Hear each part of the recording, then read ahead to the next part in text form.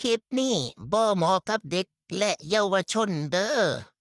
บอกไว้แล้วเพราะว่าคลิปนี้มันบ่มีประโยชน์กับผู้ใดทั้งนั้นมันบ่มีสาระอิหยังเลยย่างไปพ้อเด็กน้อยก็อยากตบหัวเล่นจักบาทโอ้ฮึฮึฮึคันแขวอ้าวอีนี่น้อยนี่เป็นตาหยอกแท้วะวะเออตบหัวจักบาท โอ้หันซ้ายหันขวาแล้วพ่อแม่มันบ่อยู่จักโลดตบมันเออตบมันว้าหน้ามึนวะ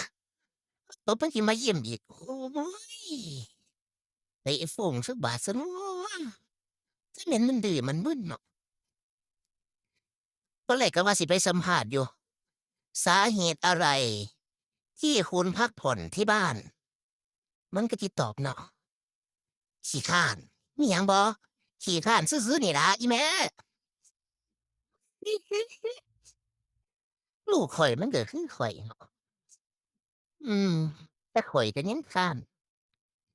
ข้านสารเวียดข้านสางานแต่อยากมีเงินใส่